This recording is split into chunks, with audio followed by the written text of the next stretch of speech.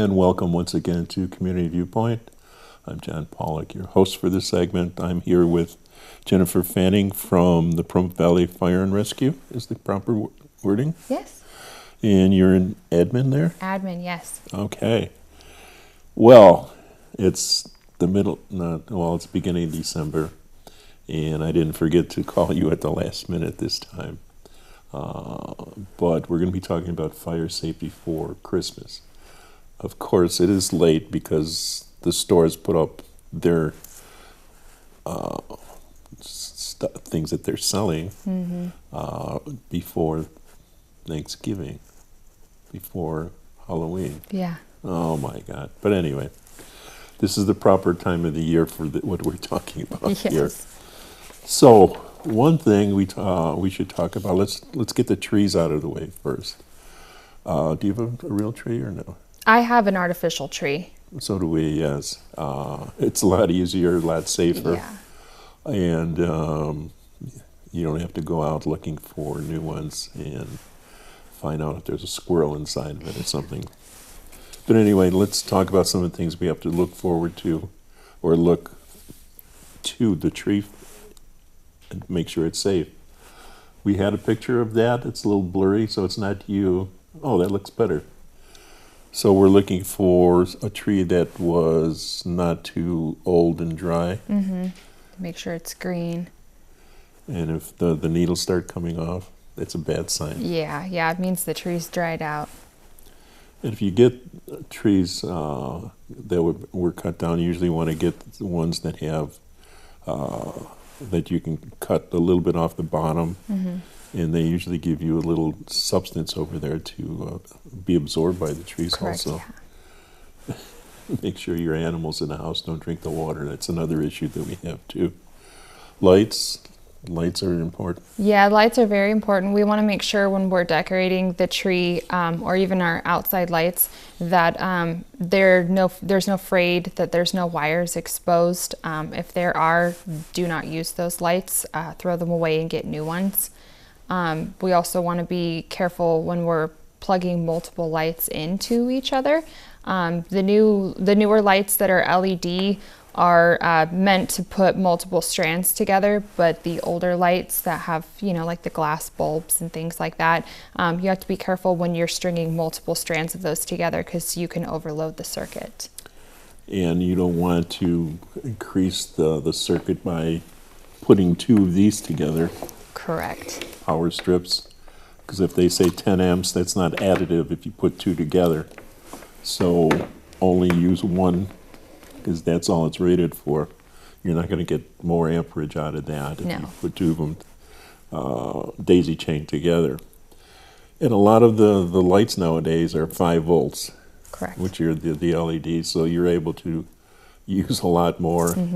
And sometimes you won't be able to see the tree because people put so many lights on them. Right, yeah. I asked my wife the second year in a row, just put white lights on it and the little balls on there. Just make it nice and simple. Yeah.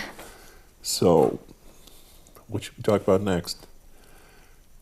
We could talk about the exterior lights, making sure, again, that we're not overloading our circuits. If you're having to climb up on a ladder, we just urge you to use extreme caution. 3 points of contact at all times on a ladder. We get a lot of falls and things like that this time of year, especially with people, going up on their roofs to decorate the eaves of their houses. We don't want you using nails to put the lights in. You should be using some sort of clips or something to hang the lights from, the eaves of the house. The nails have the possibility to puncture the light string, and in that you could have an electrical hazard. And I have to say, unfortunately, I watch YouTube, and I watch a lot of these poor people that go on ladders, and I know what's going to happen each time. Yeah. So if you want to know what not to do, watch YouTube. But they call the 3 point. Yeah, 3 points of contact, so at least 2 hands, 1 foot, or 2 feet, 1 hand, something that would give you 3 points of contact when you're up on the ladder. And don't overreach. Some of the ladders I get, they tell you to step in the middle of the stair, not on the side of the stair, because you'll be bending over to reach wherever you want to go, and you'll bend over and reach too far. So anyway, some people just leave their lights up all year. Because of the weather here, it's not that bad. So what else do we want to hit? I'd like to talk about right now it's getting chilly out. So people are running a lot of space heaters and things like that in their homes. Just urging caution with space heater use. We recently just had a structure fire happen, and we believe it was from a space heater. Oh, no doubt. Yeah. Propane or something, or just electric? I believe it was just electric. There was a lot of things that were plugged in the same area. It happened in the middle of the night. I believe the people were sleeping. Luckily, everybody made it out okay, but the home was a loss. So you make sure that you're not hiding the extension cord underneath the carpet? Correct. Because you don't know what happens to it underneath the carpet. Yeah. If there is a fray, or the plug is underneath the carpet, you don't want that to happen. Or, gosh darn it, if somebody drops a pail of water on the carpet too, it's electrocution hazard. So, so many things come to my mind. So many ways to electrocute yourself. So it says fire safety. We have 12 points of fire safety. We mentioned most of them. Watering the trees, check all lights before decorating, make sure your smoke alarms work. Replace if 10 years old. My house is over 25. I've replaced 3 of them. I'm a little bit behind, but I do replace them. I don't unplug them. Yeah. That isn't the way to get the silence down. No, that's a common thing that I see a lot. A lot of people call me and they're frustrated that their smoke alarms are going off, and they think the solution is to unplug it and remove it, and that is never the solution. Replacing the batteries, I would start there, and if replacing the batteries doesn't fix the problem, then replace the actual unit itself. And typically when you replace one smoke alarm, you usually have to replace all the smoke alarms. Now, there's a number on the smoke alarm. A lot of times you'll get the exact duplicate. At places like Home Depot, they have about 50 or 100 of the different types. It'll take you a little while, or you could go online to see if they have your number of your smoke alarm. Usually they do. That's what I had to do, and I got it, and I replaced it. And be careful where they're replaced, because mine was on the second floor at the top of the stairs. They put it right on the edge. So I had to make sure I had a second involved that would catch me if I fell down. Yeah, I also get that a lot. I get a lot of people that call. We no longer change smoke alarm batteries for the residents. It's something that you would have to do. So if you are senior or you do have vaulted ceilings and would need someone to go up there, I would suggest you could call the town office and they can give you a list of handyman services. An electrician is going to cost a little more. A handyman service should be able to just change the batteries out for you. Or I suggest if people have like a grandson or a neighbor or somebody like that they could trust and to put up on a ladder to be able to help them with something. Okay. Also, develop and practice a fire escape plan. Know where all the doorways are leading to the outside. Correct. Make sure you know how to get out of your garage if you lose electricity. What do you have to pull to get the door to come up? Where do you keep fire extinguishers? I keep one by the doorway going out in the garage. There's one, a special fire extinguisher above the range in the kitchen. And one I have a second floor. The one on the second floor on the area up there too. So there's one available at all different spots of the house.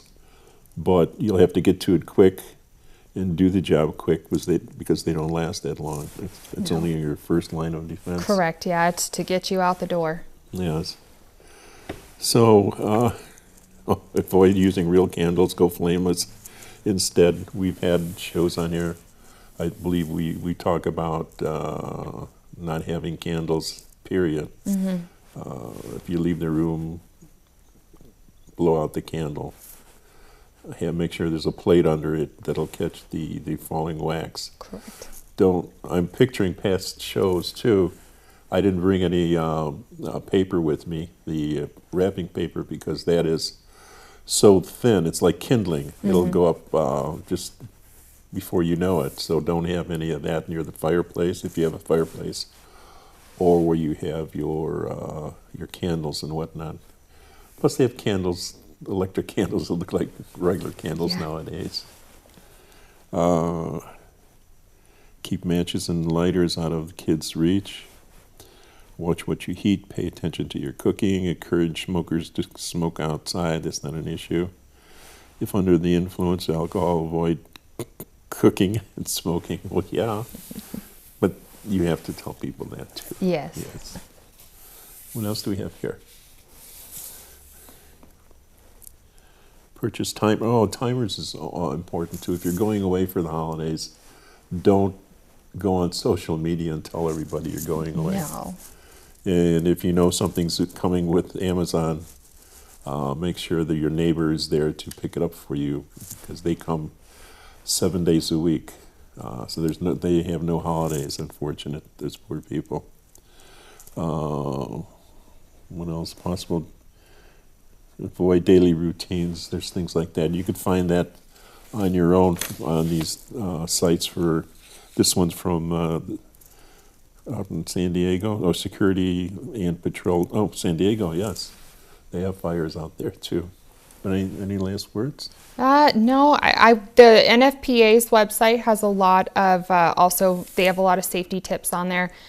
There's also a lot of little coloring pages and things like that for your kids. I know they're about to have 2 weeks out of school, so they have free activities on there for the kids to be able to do. But it also has a lot of good information as far as fire safety during the holiday season. Yes, I know you've seen so many different vignettes, little videos with me, so I didn't bother to bring it on with me. So if you've been here a few years, you've seen those in the past. And I thank you very much for taking time to stop in and see us. I'm glad we didn't have any major fires while you were here. Right. And we'll see you in the future. Sure, sounds great. Thank you. And we'll see you in the future. All right, thank you for watching, and see you next week.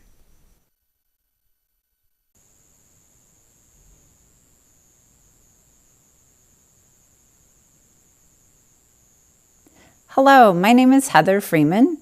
I'm with the Pahrump Master Gardener Program through the University of Nevada Cooperative Extension. We would like to invite you on Friday, December 13th from 4 to 6 p.m. down to our demonstration garden at 1651 East Calvada Boulevard, Pahrump, Nevada. The Master Gardeners have been busy decorating the garden with lights and decorations, and we are so excited to share the beauty of the holiday season with you. We will be serving cookies in the garden, cocoa and cider for your enjoyment and pleasure, warm you up a little bit. The cookies have been prepared by our Master Gardeners, and we will also be featuring some from the farmers market. As you can see, we've got some handmade decorations that were designed and painted lovingly years ago by some of our veteran Master Gardeners. And we really enjoy sharing the joy of the season with you. So come on down, join us. And also, we will have a special guest, Professor M.L. Robinson, who will be there talking about holiday trees and which ones are best for planting outdoors. He can answer questions that you might have about how to care for your trees. He's happy to talk to you about any plants in general. He's an expert in all things horticulture. And if you have more horticulture questions, feel free to ask us that evening as well. We'll be also answering questions about poinsettia, Christmas cactus, and anything holiday in general. After the holidays are over, we always collect live cut trees. So if you were able to purchase a live cut holiday tree at one of our local nurseries, or maybe you got a tag from Bureau of Land Management to go up and harvest your own, which is always exciting, we would love to recycle them and use them for mulch in our garden. Also, at the same location, 1651 East Calvada Boulevard, Pahrump, Nevada, we will have a sign down at the south end of the parking lot behind the 4-H Little Free Library. There's a short wooden gate, and you will notice the pile of live cut trees. That option is open between December 25th, if you're one of the people that takes your tree down on Christmas Day, or all the way through January 15th, about. And so here's an example. Over the years, we usually collect around 100 trees. We would love to break that record this year. So yeah, bring them on down. One of the local arborist companies brings their heavy equipment and runs them through their giant shredder. That's always an exciting day. It smells so wonderful after that day of shredding. That's the reason that you need to remove all decorations before you add them to the pile. Please take them out of the plastic bag. Take off all the tinsel. Tinsel does terrible things to their shredding equipment. It just jams it up. If you bring us a wreath that was live, take a couple seconds with a wire cutter and prune it off the frame first so that we don't have to do it. That would really help out. And as I said before, we love to use the mulch. It really helps. Professor Robinson has a wonderful quote. He says that 3 to 4 inches of mulch can reduce water evaporation by 80%. So we encourage you guys to mulch your gardens too. I also spend every Saturday morning just about down at Tractor Supply at the Pahrump Farmers Market. The Master Gardeners have a help desk there every Saturday. We love to answer your horticulture questions. And if we can't answer it on the spot, we will gather your email address and send you links to helpful publications that can answer them. December 7th, 14th, and 21st will be the 3 final markets for 2024. We always take 2 weeks off after Christmas because it takes a while to recover from the holidays, you know. So our vendors have been working really hard to prepare homemade, handmade craft gifts for you. For example, we have a wonderful couple that take denim jeans as well as tablecloths, sheets, 100% cotton curtains, and they strip them into 1-inch strips and create recycled rugs. Their booth is called Rags to Rugs.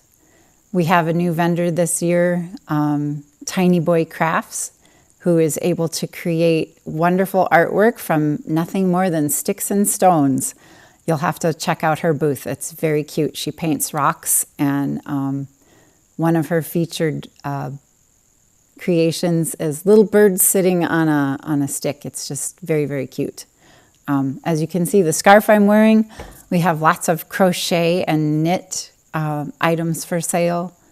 There's a wonderful lady, Alterations by Elle. Her name is Linda.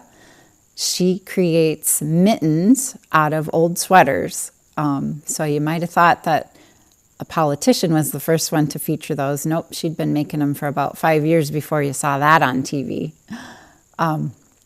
We also have sourdough bakers this year and cookie makers. So if you are too busy to bake your own cookies, come on down to the Tractor Supply and buy beautifully decorated Christmas cookies. They make great gifts.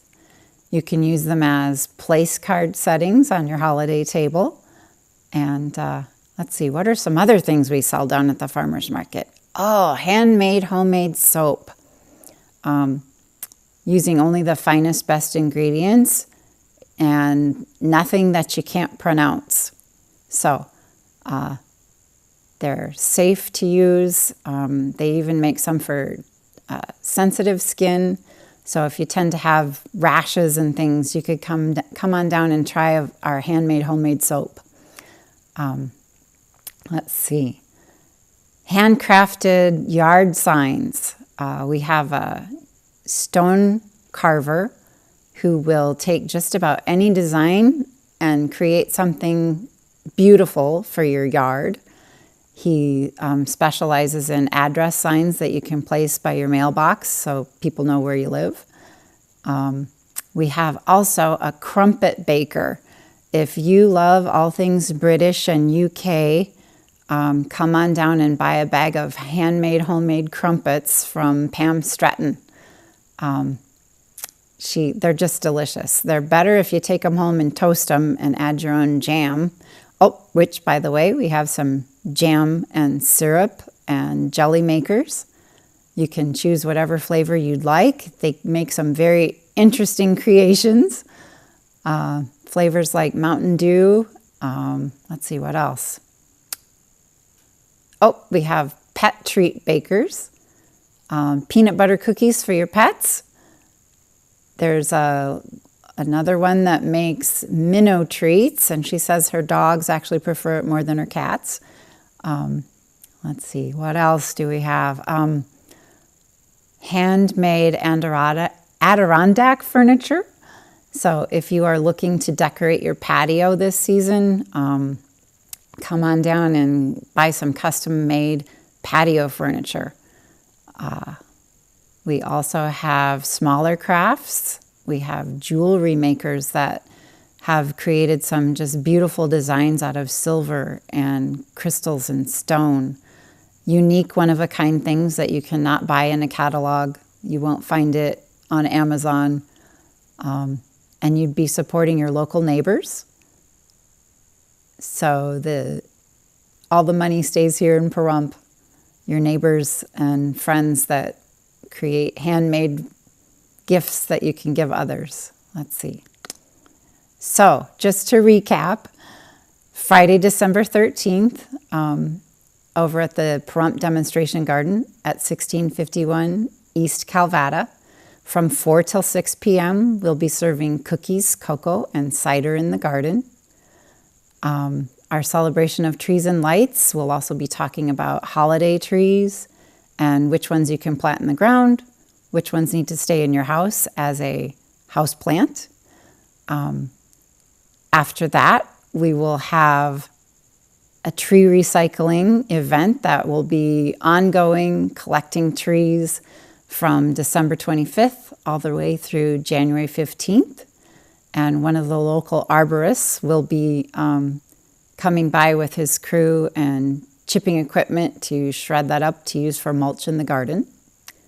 And then also, we will be having 3 more farmers markets for 2024 from December 7th, 14th, and 21st. And then we will be off for 2 weeks, the 28th and January 4th. However, if you are a devoted fan of our farmers market vendors, grab one of their business cards, get their contact info.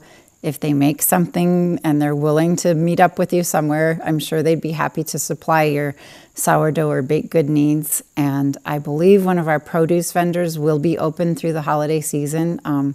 Green Life Produce.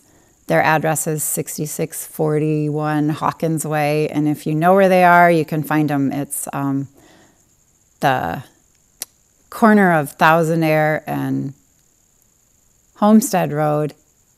Turn onto Thousand Air, find Hawkins. You'll be able to find Green Life Produce. Other than that, I guess I'll see you this Saturday at Pahrump Farmers Market. 8:30 to noon is our winter hours. We'll be there the 7th, the 14th, and the 21st. Then we'll be off for 2 weeks. We'll be back January 11th, 2025. And as always, thank you so much for all your support for the Pahrump Master Gardener program. We appreciate all the public coming through and wishing us holiday cheer. We're happy to answer all your horticulture questions, either at the office at 1651 East Calvada or at the farmers market every Saturday, 8:30 to noon through winter. Thank you so much. And I'd like to say a shout out to KPVM. Thanks for having me on the air.